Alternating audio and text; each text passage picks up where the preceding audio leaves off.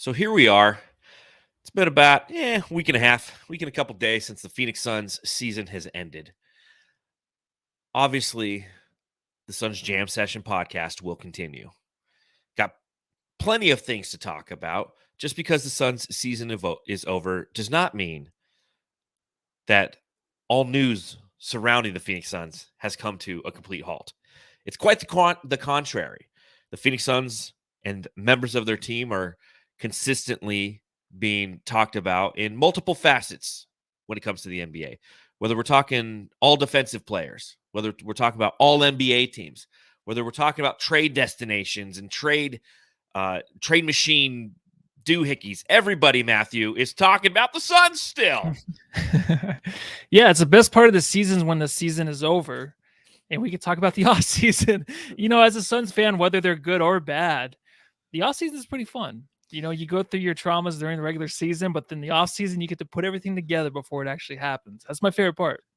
Well, one of the things that I love about doing a Phoenix Suns podcast, to your point, Matthew, is the news never really ends, right? There's always something to talk about. If you have a great year, you're playing 8 months out of the year. If you have a good year, you're playing 7 months out of the year. And if you have a shitty year, you're playing 6 months out of the year. And the other 6 months are a lot of the things that are really creating engagement for a lot of people right now. And that's hitting up the trade machine, talking about how to tweak the roster, giving their 2 cents, good, bad, or indifferent, when it comes to how to create the ideal roster that will hopefully someday win a championship for the Phoenix Suns.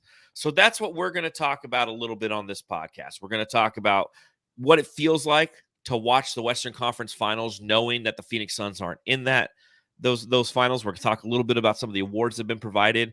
And then, of course, we're going to talk some Deandre Ayton. I mean, that's the topic right now. We said it last year when the Suns didn't extend him and provide us with some stability as podcasters. We knew that we'd be a topic of discussion forever. And man, this offseason is going to be nothing but Ayton talk, nothing but Ayton takes. And again, like Bruce Lee says, you got to be like water. Because sometimes I'm like, dude, trade this guy. And other times I'm like, no, keep him. It's like, that's where we're kind of stuck at, right? Yeah. I mean, the most frustrating player to have on your roster. Negate the talent is there, everything, but just to actually think about him daily, yeah, it is in and out. It's one minute I'll tweet out, get rid of this piece of baloney. The next second I'm like, why did I do that? I don't know if you're being facetious when you tweet those things, or you're I just being throw funny. stuff out there. Yeah, I don't because I don't know how to feel about. I don't know how to feel about him. I really don't. So it's just none of it is true. Anything that I say, I take back the next minute. So it's going to be an amazing offseason just because the stress, all the Suns fans going through all of this.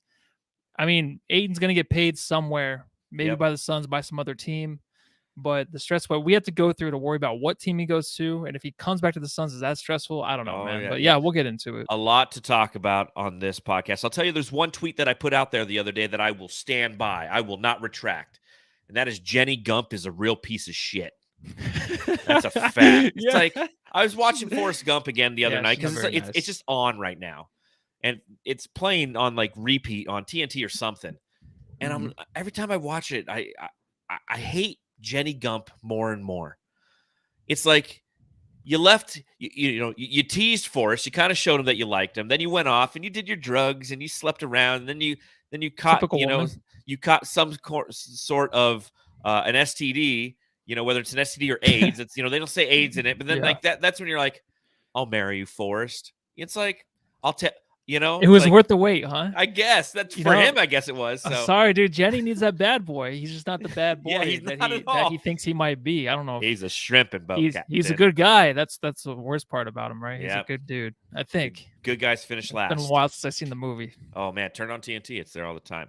But welcome, ladies and gentlemen, to another edition of the Suns Jam Session podcast. We appreciate you taking a little bit of time out of your day to hang out with us, whether you're watching along live or you're listening at another time. The fact that you press play is something that we are truly thankful for. Make sure you subscribe on YouTube and massage that thumbs up button while you're here. You become an Elite Jamster by clicking the join button or following the link in the description.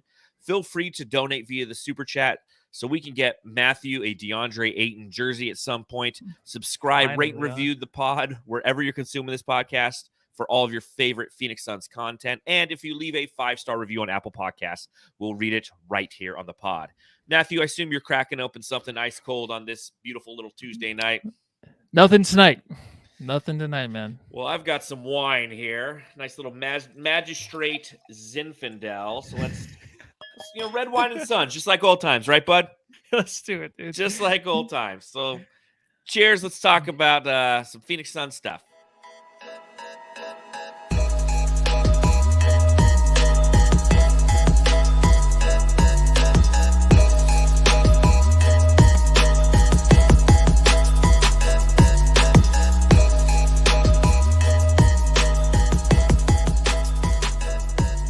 So the first place that I want to start on this here podcast is really just kind of ask you this question, Matthew. How are you feeling watching the Western Conference Finals? How much have you watched, and how do you feel as you watch this Western Conference Finals? I haven't watched anything. I was like, we're going to do the pod tonight. And I was thinking maybe, just watch the last half. I turned it on for a little bit. Obviously, it's a blowout. That's where we're starting the pod early tonight. Yep. But I was like, I can't do it, man. It's like just being dead and watching some dude just go to Pound Town on your wife, right? That's what it feels. You're like an angel. Like you're an angel like, in the room, and you're like, dude, are you kidding me? It's like this guy. Can you just release? Not even Ryan Reynolds. It's this guy. It's like Sixth Sense, walking around not knowing you're dead, and you're just like, why is my wife not talking to me? It just it feels very, very weird. It feels like everybody else. I feel like in the NBA kingdom, they know that the Suns should be there playing the Warriors, so it's not the same. Of course, Mavericks fans, they can take it all in. The rest of the NBA crowd, they wanted the Suns, and for the Suns fans, it's you know what? I want Luka, of course, to lose. I want the Warriors to win because I don't want Luka to get a championship before the Suns. That's just the way I feel inside. That's what's going to make me feel better. But to actually sit down and watch, it's not going to happen. I'm probably not going to watch the finals either. What about you? I'll probably watch the finals. I've consumed 0 Eastern Conference Finals content, and I've watched just a little bit of the Western Conference Finals. And yes, I have that sticky feeling that like it's a jealousy feeling.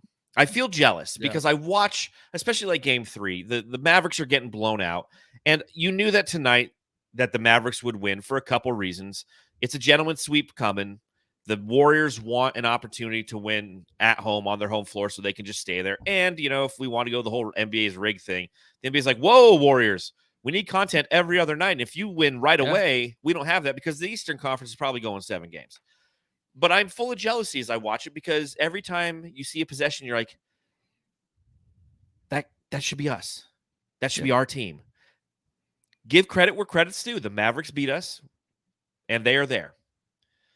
But I think you nailed it. It's like you're a zombie walking around, and it feels wrong watching it. And that's just the way I feel. I watch it, and I get frustrated. I get full of, it's not entertaining basketball. And don't get me wrong, like I thought that I would enjoy watching basketball that lacks the stress of having the Phoenix Suns, but that's what like the Eastern Conference was for. During the Suns' first 2 rounds, if you wanted to watch stress-free basketball, you just watch an Eastern Conference game. You're like, basketball and it's pure fun. I'm just going to enjoy this. And then the Suns would come on, and you're like, okay, I'm not talking to anyone for the next 2.5 hours. And then I'm going on a podcast. I'm talking to everybody for the next hour. But it's challenging, and I'm jealous.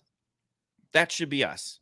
Mm-hmm. And then to see the Warriors go up by 3 games to none. And again, we mentioned the fact that they're going to lose this game. The Warriors will. But you just get so frustrated. And one of the primary reasons why I've been frustrated watching this is knowing that the Mavericks shot 39%, 39.9. Pretty much they shot 40% from beyond the arc against the Suns in the second round. In this series against the Mavericks, they're shooting 32%. That 32% is like a game or two for it's a game for the win. I mean, all the things that Dallas did to beat us, the hot streaks that they got on, Dorian Finney-Smith, who is going off tonight, but like everyone on their team hit every 3 all the time, is all of a sudden dried up and gone. And that's probably the most frustrating part. I'm jealous because I think that we should be there, and I see that the team that beat us is playing like a bunch of boners out there, and they're getting their ass kicked up and down the court. And I'm like, at least the Suns would have put up a fight. It's like you said, Matthew, it's what the NBA wanted. Yeah, and that's just the way the NBA is. They made their shots against the Suns, and Suns went through a collapse. It's it just the Warriors were in a situation. I'm sorry, the Dallas Mavericks were in a situation where, yeah, we give them respect, and they did beat the Suns, but everyone really knows. And I think when everyone looks back at any playoff series, any playoff year, and the run to the finals, there's always things that people look at, they tear apart. Well, this team wasn't at full strength. This team sucked. It kind of gets old after a while, so I don't really want to do it as a Suns fan. It's well, whatever happened to the Suns, we won't know for a while. Who knows? It's probably just a Chris Paul injury or whatever, but everyone tears apart this league. It's like basically we're watching the playoffs and everybody sucks, right? Doesn't it? And besides, the Eastern Conference Finals is actually really well entertaining, but it's a physical series. And again, it's fun to watch, I hear about it, but I don't know stars really. I don't watch it. So, like, I hear about it, but I haven't watched any. I've not watched one play of that series. I try to, and I can't, but that's the way it is, though, now. It's just like I feel like everyone just kind of tears down what the playoffs are, and, like, all these players that are hurt. Jimmy Butler's out one night, and then Tyler Herro's out last night. Marcus Smart. Yeah, it's maybe just luck of the draw. Who knows? But we just have to sit through it and wait till next year, and this is the worst part. You're right. This is the worst part. This is it really is. This so is bad. The worst part, because once the season's over, we're on the normal timeline of going through the draft process, which obviously we don't have any picks, going through the trades and free agency and all these things, and trying to construct and build this roster for a new year. But right now, with the Western Conference Finals and eventually the NBA Finals starting on June 2nd, these next 3 to 4 weeks are just going to be the worst part, because we believe that we had a team that was capable of being there. And obviously they let themselves down. They let their fan base down. And we have to sit there day in and day out. It's like anytime I post anything on Twitter, somebody will come in from another fan base and just be like, yeah, well, you guys fucking lost. It's just like, okay, like, I get it, man. Like, I literally just posted something that has it's showing a play where Luka Doncic carried the ball like 7 times on one play. And like, I'm just waiting for some Mavs fan to be like, you clowns lost, CP0, and it's just like, you can't even make points anymore. Because again, this is the worst. No. Officiating. It's so weird how quickly you forget about that until you just brought it up. I'm like, oh yeah, that's another reason I wanted to stop watching basketball, because of the officiating. So maybe it's a blessing in disguise. No, it's not. Yeah, no, it's not at all. I'd rather us be in there. And again, I'm jealous. I'm jealous. So, on the other side of that, that's the negative side. That's the depressing side. There is still a little bit of an opportunity to celebrate this season. And it was released a few days ago that Mikal Bridges earned an all-defensive NBA nod, first teamer, which is fantastic. Devin Booker, first team All-NBA. The fact that I just said those words out loud is unbelievable. Chris Paul, All-NBA third team. Tell me, of those 3 awards, is any of that satisfying, or are you just still in such a funk that you're like, I don't give a fuck? No, it's something in the future where, like, maybe in 2 years or maybe next year, we'll look back at it and be like, that was awesome. Booker is a first team All-NBA player. We can say that finally. Mikal Bridges, who will be in the running almost pretty much every year, it seems like, as long as he stays healthy, for Defensive Player of the Year. It's awesome. Right now, it doesn't matter, and I'm sure those guys can give a shit. I'm sure Booker probably got his trophy or whatever he gets, his award, and threw it in the river, whatever river him and Kendall Jenner are rolling down for the wedding. I'm sure he just threw it out down the river, because these guys don't care, but it's cool on Basketball Reference. Yeah, Basketball Reference, it looks awesome. It looks awesome where it's so weird, though, because last year, we were craving these awards. During the year, we wanted these awards. Now that we got them and now that we're kicked out, it's even worse, right? It's worse. If they didn't win anything, I don't think anybody would care. Coach Monty got Coach of the Year before the Suns were actually kicked out of the playoffs. That was fun to celebrate because we were still there. But now that these are released after, it just doesn't matter to me until maybe next year. Then I'll give a shit about it. It's funny you say that, because that's how the players feel. Like, they don't give a shit about these awards. And right now, because of the mental and emotional state that we're in, we don't care about them either. But how often have we talked in podcasts going back to like 2019, where it's just like, to get that recognition means something to that player and to us as fans, because they represent us. To see that banner with 5 players up there and one of them's in a Phoenix Suns jersey, although the banner that I saw had Devin Booker in the orange jersey, I'm like, come on. You picked a fucking orange jersey? The one they lose. The one they lose in all the time. Yeah, I'm like, they lose in that jersey all the time. You pick that one? I'm like, thanks, Bleacher Report, or whatever the fuck it was on, whatever notification came across my phone.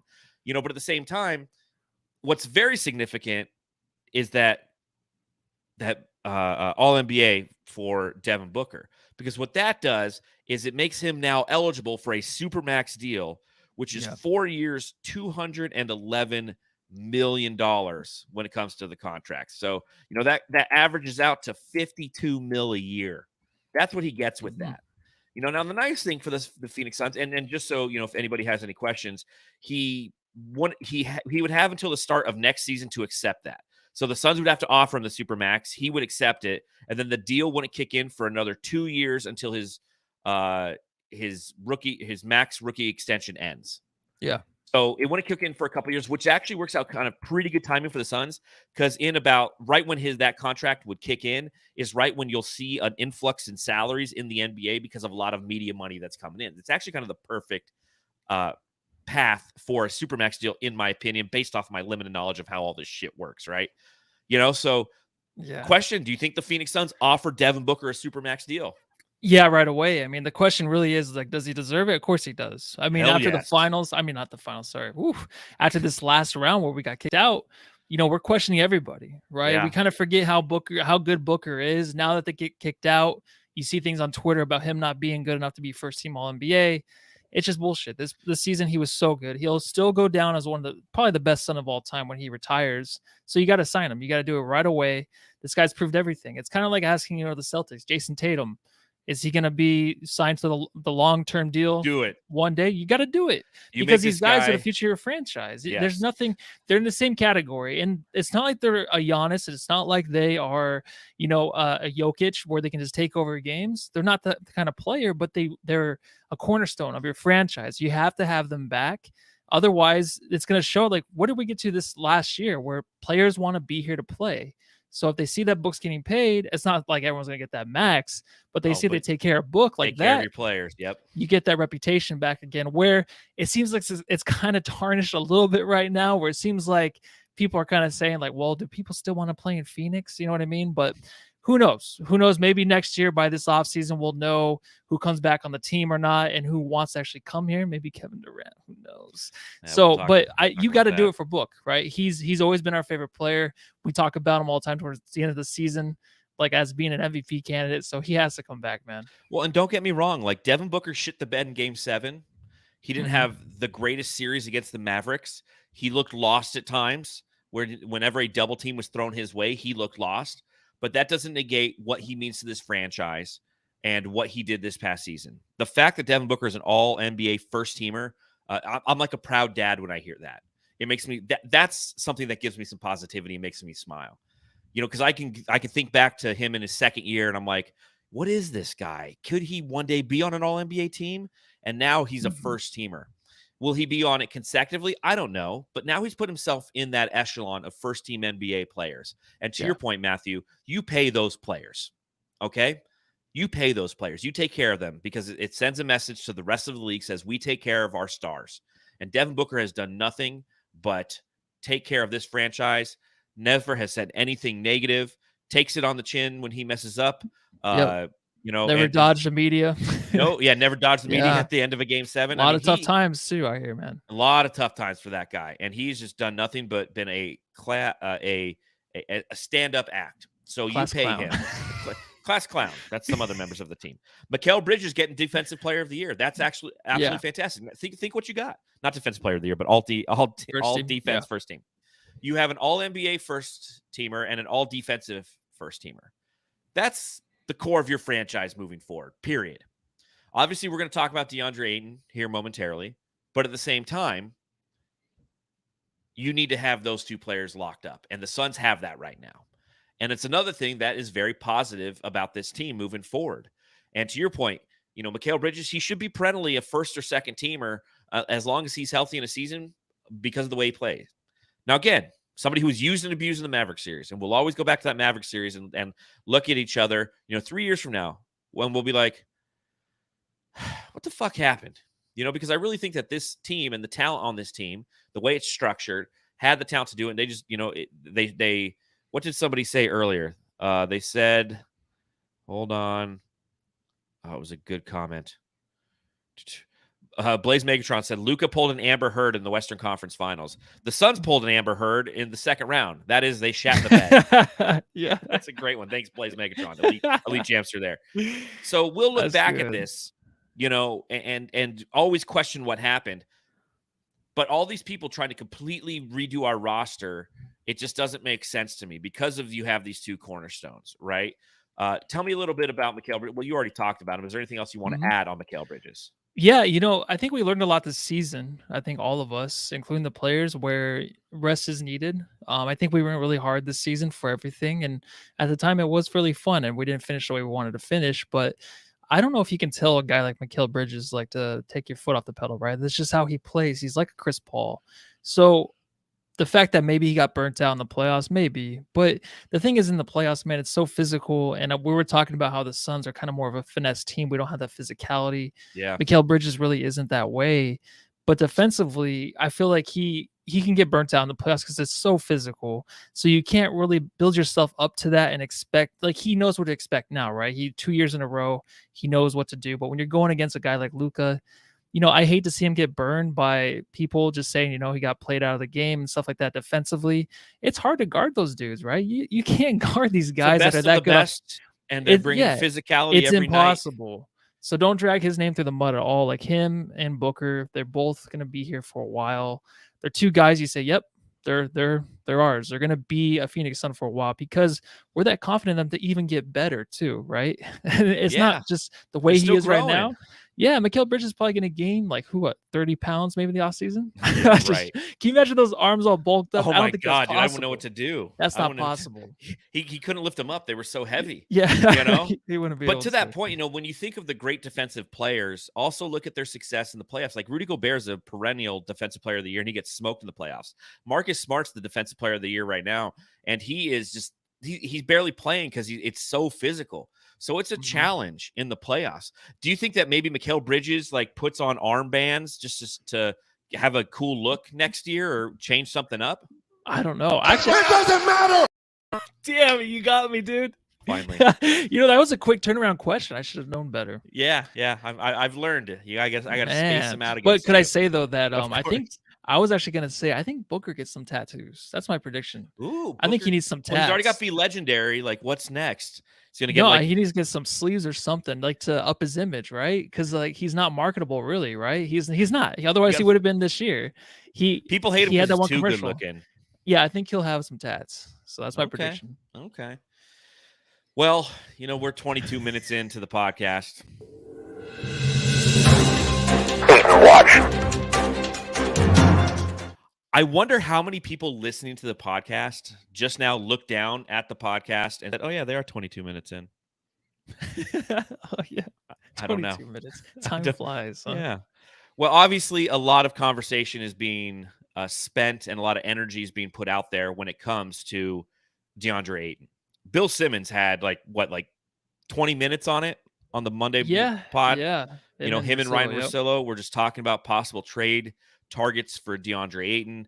There was a report that came out today from Bleacher Report. So I don't know how accurate this is because Bleacher Report. Yeah, first time seeing this for me. So yeah, so the Bleacher Report people, they're really kind of, I don't know, the credibility that they put out there is absolute dog shit. Just look at any trade they put together. There's a bag of potato chips for Dame Lillard.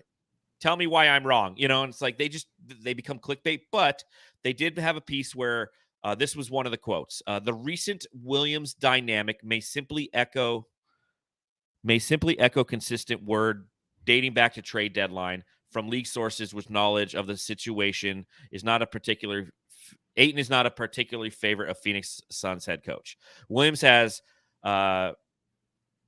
reportedly griped about Ayton's waning focus, which some people contacted Bleacher Report and said it's been reflected by the ebbs of his playing time, which I don't know about that. I mean, outside of the Game 7, did Deandre Ayton ever get just sat for long periods of time by First thing I thought about, no. The last time I remember him bench and stuff was when Baines was here, right? When he was benched and Baines was starting at center. So that's the last time I remember him actually being on the bench.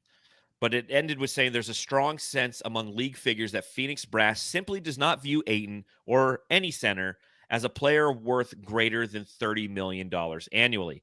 Now, that being said, that's not a surprising statement. If the Suns brass did view Ayton or any other center as a player worth $30 million annually, they would have signed him to the max coming into this season. Yeah. So hearing that and knowing that this is a loaded question that will probably change you will change your answer multiple times throughout this upcoming offseason. Where do you stand on the trade Ayton, don't trade Ayton debate? Because Lord knows it's a debate everywhere you go. This is tough. I don't know. I don't know where I really want to go with this. I think all year long we said it's been a good season for him, right? We never really came on the pod and was like, I think maybe twice. I think when Chris there's Paul like two went times out, when we blasted him. when Paul was out and Ayton was just playing trash, but he picked it back up. So it's so difficult to sit here and say, yeah, I want to trade him. I don't want to trade Ayton at all. Of course, if there's a player like a Kevin Durant, but even then, like, who knows? Like, if he can even stay healthy. The thing is, like, I think you need a Ayton. But Russillo was talking about too. You need an Ayton for sure. Mm-hmm. The only thing that would make me feel more comfortable with this is because we want Monty Williams and Chris Paul to come back, right? If Ayton and Monty, this is something I want them to do, go to the podium together and say, we worked out what's been happening behind the scenes. Ayton's been tremendous. We talked tremendous, and I sound like, never mind. He's been great this offseason. Like, this might happen in a month or so. He's been great, and he's been really cooperative with us to really just narrow down where he needs to improve. And he needs to improve. He's a young dude. Of course he needs to improve, but his focus on wanting to win, taking away, minimizing the things that will distract him off the court or things. I'm just making this stuff up. Yeah. If they were to come out here and say that, and then, we have Monty back in Ayton, we know that Ayton's all focused, him and Monty don't have a tiff, then I'd be very comfortable with him coming back. If Ayton is the way where he left last game 7, didn't speak to the media, was yelling at Monty on the sideline that they need to pass me the ball, which I think is bullshit. I don't want that Ayton. I want Ayton to be into, of course he wants his money, but I want him to be into the actual, just the combined effort of everybody on this team, which I thought he was. And I want him to be into that. I want to make sure that he's super focused on that for next season. I don't know how that happens. I just want to hear it from them too. I don't know. And what's weird is the last 2 months, right? We heard that he wanted out of Phoenix.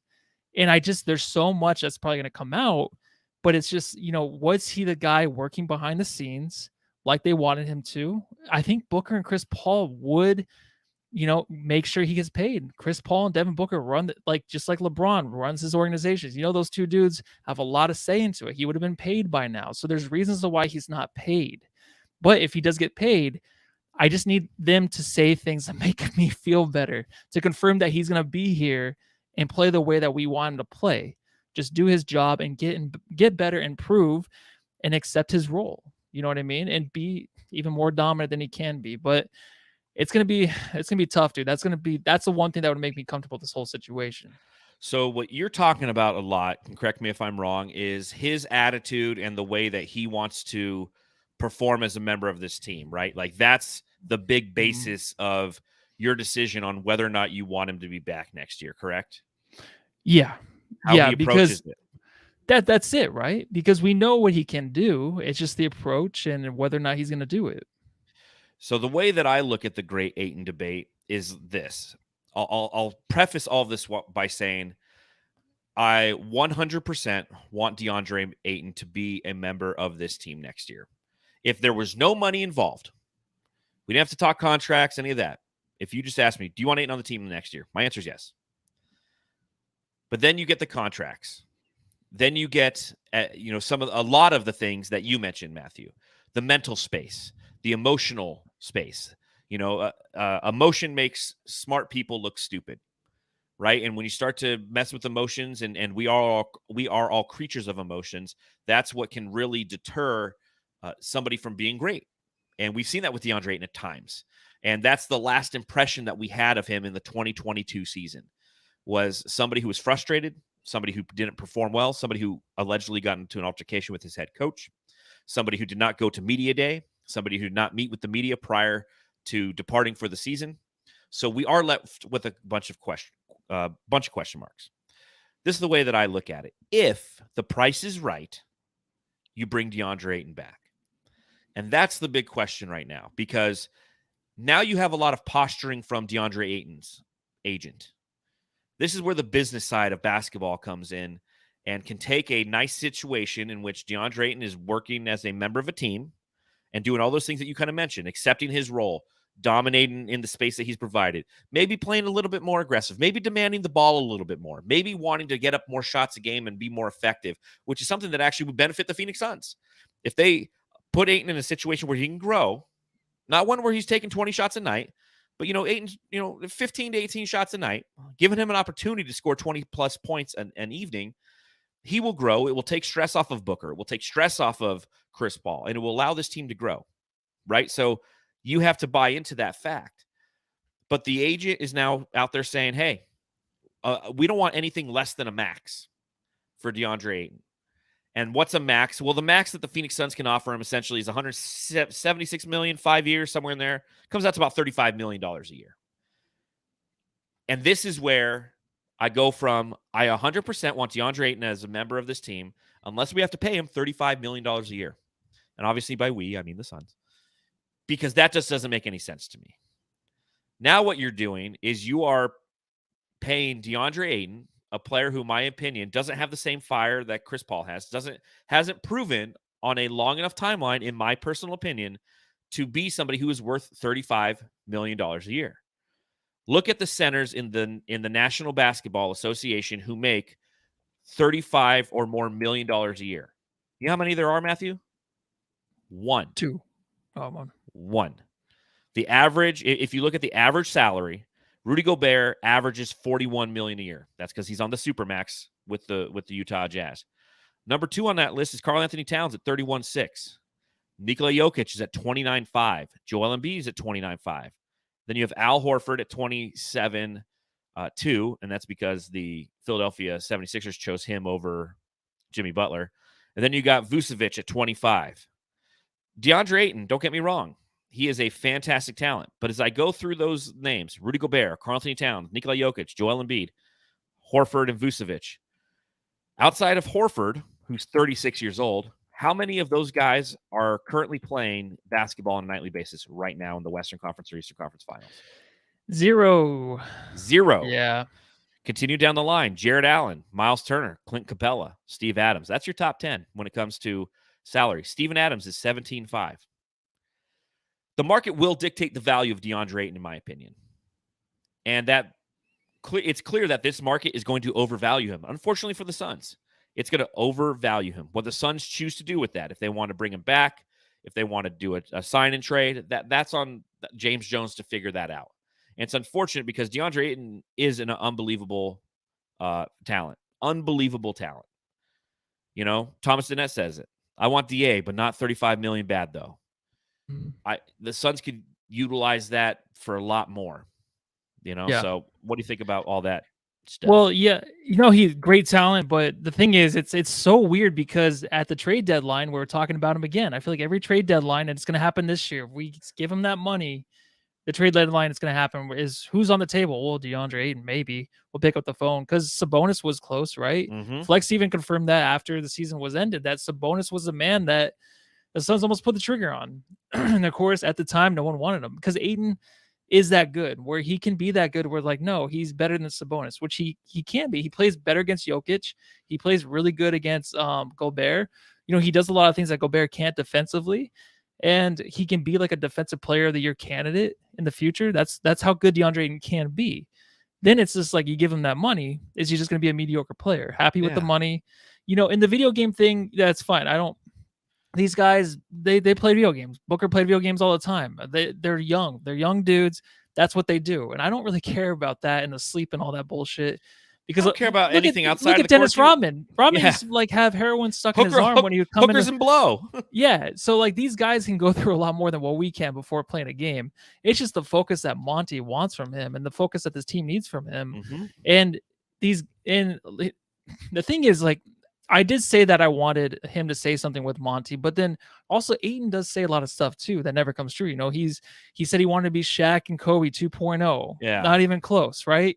And also like he wanted to I don't know. He says other things like dropping down. Whenever Chris Paul came here, he's like, "Oh, he's going to be dropping dimes to me constantly." It took a couple years for them to get together, but when you have Chris Paul on your team, you would think they would figure something out to where this guy isn't just kind of out, disappearing from the offense. I don't think Chris Paul does it on purpose. There's a reason for that.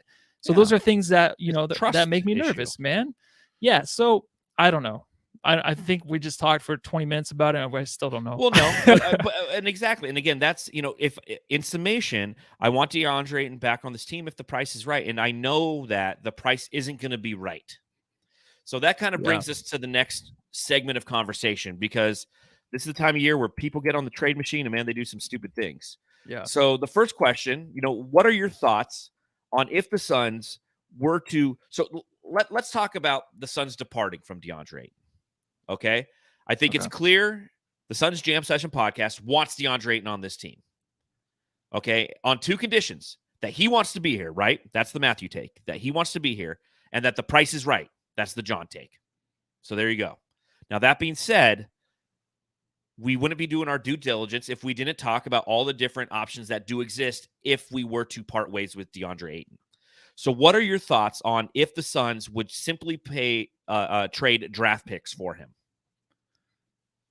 No, that's weird, right? I think that's totally weird because the draft picks have been out the window. We got Jalen Smith, who I still think we're going to regret moving forward because I think he can be a really good role player. But and I haven't studied on the draft at all. So I don't know a player right now that we can pick at 6 through 10 or something. I think what did the Spurs have pick number 9? You know what I mean? So I don't know who they would get to help. This is about Chris Paul and Devin Booker wanting a championship next year. Mm-hmm. So it's not going to be about picks. I can care less about if we get 5 picks in the first round. I don't want that. I want a player to replace them. A lot of people like talking about the Bill Simmons and Ryan Russillo podcast. They're like, well, if they trade with Indiana, they can get the 6th pick. Like the Suns don't want the 6th pick. No, that's the Suns don't want it, based off of the very limited knowledge I have of this NBA draft. Because to your point, I've paid zero attention to it because I haven't need to. Mm-hmm. But it's kind of like a 3-man draft. That's the way everyone's looking at the top. It's top 3 heavy, and then everything else is one of those crapshoot drafts. So it's not like you're getting somebody at 6 who's just like going to change the franchise. And it's like, okay, so in the middle of this window that's rapidly closing for Chris Paul, we're going to try to develop a guy. Just doesn't make sense to me. Now, granted, if you have trade deals with teams and they throw in picks that are future picks, not this year, but like 2-3 years down the line, that would make more sense to me because you're trying to win now. At the same time, you're trying to improve your future as well. So that I can kind of see, right? Yeah, it's tough because I think what's going to happen is a lot of people will look from the outside and say, just kind of rebuild, right? Maybe get rid of Chris Paul. Maybe just have Booker, but no. We've been there before. I don't want to have. I'm not in that. As much as we love Booker, he still needs a few more years to be that guy, to be the actual. He's going to get the super max, but to be the actual dude, like a Dirk Nowitzki, or I'm just saying, like players in the past that can win series by themselves, and he's not there yet. He's so close, so we can't get rid of Chris Paul just for a bunch of picks. No, Chris Paul will be here next year, and I completely okay, good. Yeah, I think it would be really dumb that. to get rid of Chris Paul. I really do. Unless him and Monty just, they just can't hash it out. That's bullshit. Yeah, those guys are like brothers. And especially, you look, he makes like $28 million next year, and then next season, the following season, it's not fully guaranteed. The season after that, it's not guaranteed at all. Like the goal is to try to fortify in my personal opinion, because everyone has an opinion on this, so I have to preface everything I say with that. But the goal is to try to build a deep enough bench with quality players, and then Monty needs to sack up and coach up and be like, Chris, you're playing 28 minutes tonight. I forget who wrote the piece. It was Kellen Olson or somebody who wrote a piece and was like, it's unacceptable. Maybe it was Dan Bickley who wrote, it was unacceptable that Chris Paul played 27 games this season over 38 minutes. The guy's 36 years old. We were saying that too. We were saying it the whole time. And even the All-Star game, he was playing that one. Yeah, he's like, I got to get out there. It's like Monty Williams just be like, dude, Chris, take a seat, man. Help me. Be a coach too. Yeah. Help me be a coach. What have you? So what I want to do now, we got about 20 minutes left in the pod, Matthews. How about we just go through some of the trade scenarios that are out there? I went on Twitter. I went on our Facebook page. Make sure you follow us on Twitter at Suns Jam, and on Facebook, we're Suns Jam Session Podcast. And I just asked the question, throw me some of your Deandre Ayton trades. I want to hear what people are thinking right now, because we are in the infancy of these conversations. There's 3 to 4 weeks left in the regular season. We have a draft ahead of us. All of the time, that's when we're really going to start to weed out some of the shitty trades. And I just want to see what people are saying, and I want to kind of give my input on some of those trades. So, you ready for this? I'm ready.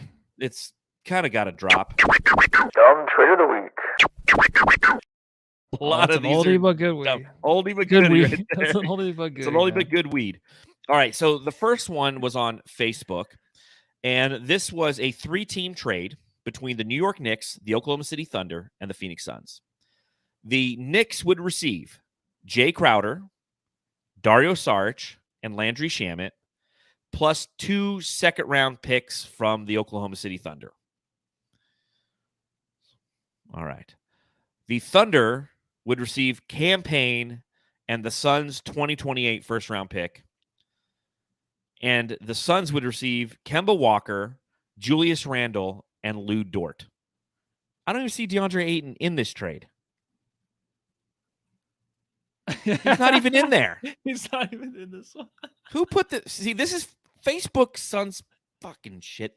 I mean, it's a nice trade if you sub it's DeAndre.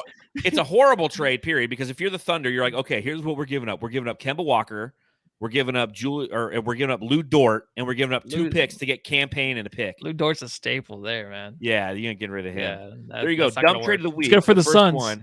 It's great for the Suns, of course. That's the other thing. Like, one of the frustrating things about this time of year is everybody puts together these trades that only benefit the Suns. Let's go on to another one. Let's go on to another one. All right. So this is an interesting topic, and I want to delve into this one. This is why I put this one together. The Nets receive Jay Crowder, Mikal Bridges, Landry Shamet, and the 2025 first-round pick from the Phoenix Suns for Kevin Durant. Mm-hmm. Thoughts on that, Matthew? Again, Jay Crowder, Mikal Bridges, Landry Shamet, first-round pick 3 seasons from now for Kevin Durant. It's a sticky situation trying to be a chaser, because you're doing this. The Suns are kind of just trying to chase that championship. You get Kevin Durant, injuries happen. Usually I'm not that guy, hey, injuries, but a guy like Mikal Bridges, you're going to trade away. And then if something does happen in the future where we don't win it next year, we have Kevin Durant, Booker, and Chris Paul, which happens all the time now. All these teams that are in the Final Four, they're homegrown, right? Mm-hmm. They didn't go out and get the superstar. I mean, of course you can. If you build your team like the Warriors, you can go get that superstar. Who cares? But I don't want the Suns to be the chasers, right? I want Kevin Durant, of course. That'd be amazing. But it's hard to think about the fact that if we don't win next year, if we were to get Kevin Durant, it's a failure again. And then Mikal Bridges is gone. And then Kevin Durant, who knows if he'll ever play the same way again after next year. So those are always things I think about. And I don't want to give away a guy like Mikal Bridges just to chase a ring next year. I completely agree with that.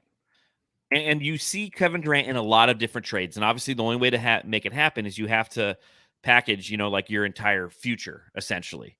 But that being said, Kevin Durant is somebody who is 2 seasons removed from an Achilles injury. He played 55 games this past season. Now, granted, he scored just shy of 30 points a game. But he's 33 going on 34 years old. Yeah. Here's the other side of that. You look at his contract. His contract's up at the end of next season. He's an unrestricted free agent going into 2023 at the end of next season. So you give up, in all of that scenario, you give up Jay Crowder, who's an expiring, Landry Shamet, who isn't an expiring, and Mikal Bridges, who you have for the next 4 years and just was a first-team all-defensive player he's not even sniffing his prime yet. Doesn't make sense to me. I see a lot of the KD trades. I love Kevin Durant. We have that on the jammies, which we haven't even done this season, the off-season jammies, or the end-of-the-season jammies. But Kevin Durant's always my answer. On the player who doesn't play for the Phoenix Suns, who's my favorite player in the NBA, it's Kevin Durant. Mm-hmm. I don't want him. There's nothing we can give up to get Kevin Durant. Just a side note, that didn't have Deandre Ayton in it either. No, did everyone have you on chat like this one? Fucking Facebook, either, killing me. Killing me. 0 for 2 Facebook.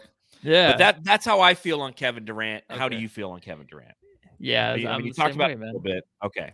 Yeah, dude, honestly, if Kevin Durant came here, I would be happy. If Mikal were to leave, be like, oh, I don't know. I really want KD. But then I'm just telling you, the way these things have been working out lately, the past few seasons, like it's not working for these players trying to just grab a ring. It's not working. The other side of that, and a lot of Jamsters are saying in the chat, is it's a no for the Nets too. They're not going to say yes to that. So let's move past that. All right. So Alex Golden NBA tweeted out, apparently Bill Simmons said there are talks of a sign and trade of Ayton to Indiana for Miles Turner and Chris Duarte. First of all, he didn't say there's talks of a sign and trade. He proposed a sign and trade as he went through like 10 different scenarios. But that being said, one thing that I saw in a trade machine that somebody posted, Deandre Ayton to the Indiana Pacers for Miles Turner and Chris Duarte. Thoughts on that, Matthew? No way. Miles Turner, yeah, he's actually awesome. When we play against him, he's like that player, which he has a little bit more lift, but he's like that player that comes in, he gives you 10 good minutes. You're like, oh my God, could we just have this guy instead of DeAndre? And then the rest of the game, you're like, nope. You know what I mean? Yes. Like he's so good for spurts of the games, but he's not that guy like DeAndre Ayton.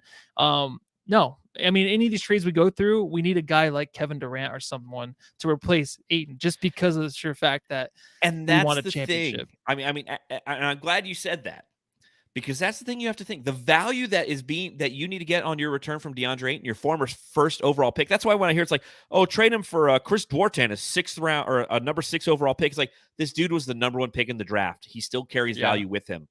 Okay, just because it's been a tumultuous time at the back end of a very disappointing season for the Phoenix Suns doesn't devalue what he's worth. That's why we both agree that we want him here, because we know what he's worth. But again, he's got to be the right mental state, and the money's got to make sense. So if the money isn't going to make sense, the Suns do need to sign and trade and try to get some assets for it. Miles Turner, Chris Duarte, as much as I am a fan of Chris Duarte, I do like him. I don't know if I'm a big fan of bringing Miles Turner here. And I get it. You know, you look at him, 29 points a game or 29 minutes a game in 42 games played last season. He went for 12 points. He went for 7 rebounds. He's like DeAndre Ayton light. And again, if it's affordable, I understand it. And that's where the Suns are trying to navigate. They're trying to navigate what's affordable. I just don't see the Suns making a move like that. And that being said, how annoying would it be to play the Pacers where they got Jalen Smith, DeAndre Ayton, and Tyrese Halliburton all on the team, and we're just like, look, what could have been? Yeah, and Sabonis too, right? Well, no, he's in the Kings. Oh, yeah, fuck that guy. There you go. All right, so here's one from @JJoyce, one of our buddies over at the He's on Fire podcast. He said, trade DeAndre Ayton for Bradley Beal and Thomas Bryant. Okay. Thoughts on that? Right? You know what? I like the 3-guard system thing where I wanted, like, that's why when LaMelo Ball came out, I'm like, man, you get him on that Golden State Warriors team with those 3 dudes, that's gonna be awesome. When freaking Klay Thompson comes back, that's gonna be unstoppable. I do like that. Interchangeable ball handlers, but Bradley Beal, I don't know. I mean, I feel like the way things are going, you know, everyone's kind of focusing away from the bigs, even though this last 2 years it's like, oh, bigs are back. Everybody says bigs are back. Yeah. I can't, because we're just talking about another guy that hasn't won anything, right? It's like, just build what we have now. We're almost there. Don't sacrifice another young dude just to get another guy that hasn't won anything that's older, you know? I hear you. And injury prone, you know? So yeah, I do like this one. I'd have to see it in a trade machine. Because I don't know if it works. Because again, if you have Beal, if you have CP, and you have Devin Booker, you know, and potentially Landry Shamet or somebody still there, you can really rest some of those guys and still have the offensive firepower. But what you lose with Beal is obviously some defense. But Chris Paul can't play defense anymore anyway. So, you know, I am a Thomas Bryant fan. I really like Thomas Bryant. He's like Christian Wood light, in my opinion. Yeah, really quick, Chris Paul, he was just hurt. His defense during the season was incredible. I thought, you know what I mean, when they're calling him a cone. I thought he would just take over quarters where he would just take the ball away from dudes and start running the fast break. Like, my statement was definitely one of recency bias. Yeah. So, you know, all right. So another one. So that one I'll put a pin in because I actually kind of like that one. You like that one? All right. I kind of do. Like, again, if you're going to give up DeAndre Ayton, Bring in Bradley, right? If you have to, yeah. Bringing in Bradley Beal and Thomas Bryant. If it would never happen, I don't think it would happen. But if it would, it'd be nice. But that's one of those, like, I'm looking at this through a Suns fan's eyes. Washington fans have probably told me to get fucked, buddy. You're not taking Bradley Beal and Thomas Bryant for DeAndre Ayton. At Zach Burkham says, sign and trade for Capella and Gallinari from Atlanta. Thoughts on that, Matthew? 2 years ago. Maybe 2 years ago, where that would have been a hot trade. That would have been a hot trade to get Capella and Gallinari here. Not anymore, though. Not the way I watched that Gallinari guy out there with his emotions, how he just kind of lets his team down. I'm just not into that. Like, if it was Bogdan Bogdanovic, I'd be more interested in that. Yeah, I like him a little bit more. That's tough, dude. I'm telling you, man. Just the future of DA, what he might be. These guys aren't worth even talking about. I know. Because DA, I mean, he's 23, man. Talking about this I know, but we have to. I know, but it's just like, what the fuck, man? Why is this happening to us? Well, it's a Suns, man. That's why. That's why. All right. At E. Marshall Rose says, sign Ayton, trade him, Cam Johnson, and a couple of first rounders to the Portland Trailblazers for Dame Lillard. Limit CP3's minutes next year. Dame, Book, Bridges, Crowder, McGee starting 5. Thoughts on that? You know what? The McGee thing doesn't make sense. If we have Saric back, everyone keeps talking about him being a starting 5, so that would be something possible. But it would be Dame, Book, CP3 starting. They would just have them starting. And you would have Bridges and like a Saric. They would go super small, I think. Yes. McGee wouldn't be able to play those minutes. You saw how exhausted he was. Like, he doesn't have much left in the tank. He wouldn't be able to play more than 14 minutes a game. I completely agree. You'd have to fortify anything behind McGee. You'd keep Biyombo. You'd have Saric in the rotation and do anything you can to try. But again, we'd run into those we'd run into those rebounding problems left and right. And I can understand bringing in Dame and having that same kind of 3-guard approach, but that is the most expensive backcourt in the history of backcourts. Because you're asking CP3 to sit for Dame Lillard, and so you're asking somebody for like $28 million a year to sit on the bench who doesn't want to sit on the bench. It just wouldn't work. Would I like to have Dame on this team? Absolutely. The other side of this is, Dame Lillard's 31 years old and injury prone himself. So he's not getting better. He's somebody, because of the way he plays, he takes it to the rack all the time. He's a physical guy. He could wear down as well. Yeah, and when Chris Paul came over here, there's a lot of people saying injury prone. The reason I wanted Chris Paul then is because I just knew he brought winning, like automatic winning to your franchise, something that Ricky Rubio couldn't do with Kelly Oubre. It just wasn't going to happen the way it has happened. Now that we have Chris Paul, it's like, well, these guys are older and stuff, injury prone. These other guys like Damian Lillard, they're still chasing the ring too, right? But Damian Lillard wants to stay in Portland. He's been that guy, but now it seems like he might be traded. But I just don't want another dude that hasn't done anything. I know he went to the Western Conference Finals, but it's just like, it's kind of just like that chasing thing again. You know what I mean? We already have Chris Paul here that's old and needs to take better care of himself, eat some fucking meat, and he'll be ready for the next playoffs. But I just don't want another dude here that's kind of chasing and then another guard. It just doesn't make sense to me. I agree with that statement as well. And a lot of times, thank you. Well, it's true though. I mean, we don't know. We just don't know. Let's look at another one. Okay. All right. From at Generic Suns Fan on Twitter, says, in order: 1, SGA, 2, Fox. Trade DA for a guard that can create their shot and for others. Bump CP3 to 6-man. Trade Shamet, Sark, and a first-round pick for Zach Collins. Sign Robinson in free agency. 3, Towns. Consider trading Collins for Grant. Sign Tyus Jones in free agency. What Generic Suns fans just did is took a 64-win team and completely flipped the roster, hoping that it sticks because it looks good on 2K, in my opinion. Not a lot of, SGA, decent defense. Robinson, good defense. Zach Collins, no defense. That's a lot of flipping the whole. So that's a valid question that at Generic Suns Fan brings up. Do you just completely flip this roster, Matthew? No. I want everybody back. I want everybody back with better depth. Yes. And then Chris Paul, 6-man, that's never going to work. We're talking about minutes restriction. Just have it to 25 to 30 a night. But he's not going to be on the bench. There's no way. Yeah, he wouldn't want to win a championship coming off the bench. Like, if he were ever to win, even though he said on the podium, it's just basketball, and they kind of just threw the series. I like what Thomas Dinette says. No way, but fun. That's a good, at Generic Suns fan, that's a good analytical look at a roster to try to flip it. But again, I just don't think you're sacrificing so much continuity in your roster to do so.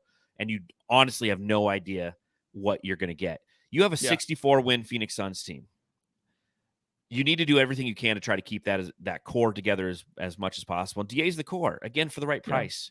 And that's the most frustrating thing for me is knowing that when you see all this buzz, when you have an agent who's going out there and saying we're accepting nothing but a max. Now, here's the other side of that, is that might scare off some teams.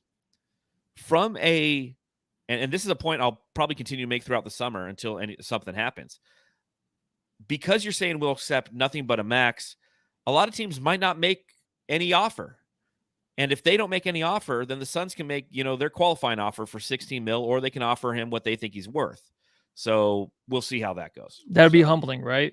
Yes, that would be. That would be very humbling for Deandre Ayton. For DeAndre, yeah. Here's one from NBA Analyst Network.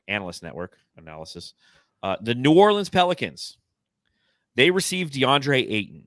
The Suns receive Jonas Valanciunas, Larry Nance Jr., and Devontae Graham, Matthew. No, not at all. Larry Nance, a big fan, and I finally saw him. I saw the reason why I liked him so much in the playoffs. Jonas, no, even though he dominated the Suns, that's tough to think about, right? Because he killed the Suns every game. He killed Ayton. In every game, you thought there'd be an adjustment. You thought there'd be more physical DA. That's why a lot of this blame goes on Monty Williams, man. Yeah, a lot of the blame for 2022. Are there adjustments so in the playoffs at all? I feel like the Mavericks made them left and right against us. That's what killed us in that series. Well, that of course helped, but the way they blitzed us on defense, the way that they changed their rotations to utilize their length on defense with Dorian Finney-Smith and Reggie Bullock, and the effective way that the simple adjustment to recognize that Chris Paul was hampered. So you pester him for a little bit, and then you just double book all day long, and you don't let the ball get down into DeAndre Ayton. They negated a lot of those interior passes, and DA, to his detriment, didn't beg for the ball or go out and set those hard screens. He did those kind of soft, like, "Hey bud, how you doing?" screens. Because anytime he tried a hard sick of screening, it was kind of like, I'm sick of screening. I'm doing this shit for 2 straight years. It's like, dude, okay. I don't know. I do think that's an interesting one. DA for Valanciunas, Larry Nance, and Devontae Graham, because it gives you everything you need. You get some size in return. Forward. You get a wing in return, and you get another guard you can add to the rotation in return. That allows you some flexibility to do things with Cameron Payne and with Landry Shamet. Mm-hmm. And it's a real forward too, Larry Nance. Yeah, Larry Nance is a real forward. He's a guy that's everyone's been talking about, which I still don't agree that we need. He could make Jay Crowder potentially expendable, knowing that he's on expiring going into next year. So you can use that contract to do something else. I think of all the trades that I've mentioned so far, this is the one that I feel best benefits the Phoenix Suns. The question is, does it benefit the New Orleans Pelicans? This is a team that had a really solid run in the postseason against the Phoenix Suns, and they really feel like they're a piece or two away from really being competitive in the Western Conference. And one of those pieces is sitting in street clothes and is going to be ready for next year, and that's Zion Williamson. So potentially they get rid of one of these pieces, knowing that they need to clear space and minutes for Zion Williamson, but they might not give up as much as this trade dictates. Yeah, that's too much money for a guy next to Zion who's basically going to sit there and be like, "Hey, I'm just here watching Zion. He's taking over." You know what I mean? I can just see DA being that guy, like he's always been, like a teammate guy where he's just like, I'm going to give Zion the ball. Like he's a winner or whatever. I don't know. Fabio says, and Ryan Russillo said this too. He says, why not DA for Zion straight up? That would be kind of cool. I would go for that. I'd fucking love that. That's a yes. I would love that. Hell yeah, dude. I don't care about any of the injuries or whatever. Like that guy's outside. No way, dude. Through the roof. If you were to play one game against the Suns, it was over. Yeah. If he were in that series, 100%. Oh my God, dude. If we got to a game 7, he came back, Zion would have fucking kicked our ass. Yeah. Yeah, Zion, game 6 at home, they would have just that crowd. Oh my God, dude. Oh my God. But didn't happen. Last one I'll read from @Mr. Anderson. Because my favorite trade scenario is we go back in time and just pay him last offseason. And then we could actually get his full value this offseason if we were to trade him. Otherwise, pay him more than anyone else can now, and we got half a season to see if it works out or trade him. There we go. That's the answer, in my personal opinion. That's what's going to happen, huh? Because that kind of takes what we've been saying together. You put him through a testing period. Okay? Anything anybody can offer him, you can match, and you can actually exceed it if you want to. And you say, hey, DA, we're paying you. Okay, motherfucker. The money is in your bag now. Prove that you earn it. Prove that you're worth it. And then, if it's not, then you trade him for pieces. Will you get pennies on the dollar? Potentially. Whenever you trade the larger asset, it never works. 4 quarters does not equal a dollar in the NBA. Whoever got the dollar wins the trade every time. I think the only time it hasn't worked out that way is ever. It's always been that way, right? So you pay him. You go into the luxury tax, which will be interesting because there's a lot of buzz around some shit coming out this offseason relative to Robert Sarver. Just go on Suns Reddit. You know, you got the detectives in there going really deep and saying, hey, like he might be forced to sell. Who knows? But that being said, Deandre Ayton, you pay him, and if he's worth it, he'll earn it. If he's not worth it, you trade him. I think that's as simple as it is. Now, again, not my money. It's a lot of money going to the luxury tax. You pay DA. The byproduct of paying DA is, one, you don't have to pay Cam Johnson this offseason. You know, this is where he could get his rookie extension. He's the kind of player right where he was at in the draft, where you can get away with not giving him his rookie extension like you did with DA, a number 1 overall pick. But you're going to have to start cutting some corners. You're going to have to sacrifice some of that depth because a lot of that payroll has to go to Deandre Ayton. Yeah, and DA, his biggest value is, I think, just right now, the hidden talents of DA. What is he going to bring a franchise? You know, if he goes into next year and he signs that with the Suns, then teams are going to know, like, if he doesn't show up, be like, I don't know. We can't have, no, I don't care how young he is. You know, and that's one thing. We always talk about how young these dudes are. Sometimes that's just who they are. You know, they never grow into anything else. That's just who they are. You know, you either see it, you don't. We saw it in Book. First contract signed. You can see the work ethic. Yes. You can see what kind of guy he was going to be here in Phoenix. No question about it. Sometimes it's just who they are. You hope for them to change. People don't change. This is just who he is, and we're going to probably overpay him. Yeah, and I expect the Suns to do so. I really do. I expect them to try to work this out. And again, knowing that they have half a season to go, okay, dude, it's on you, bro. Now it's on you. Yeah. The other side of that is maybe if that relationship is too fractured, the Phoenix Suns will have to depart with him. And we will get pennies on the dollar. We won't get something that truly matches not what DA is currently worth, but the potential that Deandre Ayton brings. And that's the challenge. The potential this guy has. He could go somewhere. It could be the right situation for him. They could get him the ball 20 times a night, and he could dominate in that space. Will he be successful in the playoffs? I don't know. Because like I said earlier, you don't build your team around a center. Yeah, centers are back. They're winning MVPs. They're doing all these great things and putting up great metrics. They're not winning when it counts.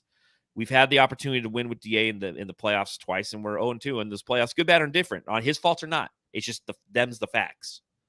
You know, when's the last time a team won an NBA title and it was center-centric? It was, 2001 with Shaq. I mean, it's just because when Shaq won. I mean, I know he's a forward, but he was a forward. Yeah. So I mean, that's just the way it is. So ton of stuff to talk about for the rest of the offseason coming to this. We'll continue to bring up some of these trades. You know, we'll make it a kind of a segment. But for those of you who are listening or watching, Matthew and I will continue to come to you live on YouTube, Facebook, and Twitter every Sunday evening, probably 8 o'clock, 9 o'clock, somewhere in there. Once a week is when we'll do our pods, unless something, big breaks. Some news comes out. We'll have maybe that evening or maybe a jam session short. But we'll give you our thoughts on kind of what's going on in the NBA and obviously what's going on in Phoenix Suns land. So says Jay said it on our last podcast with the Aussie Suns fans and the Fanning the Flames guys. This might be one of the most important off seasons in the history of the NBA. Oh yeah, Suns. Yeah, I mean, we're just on the precipice. Trade deadline was. Yeah, exactly, and it just went by with tumbleweeds and Torrey Craig.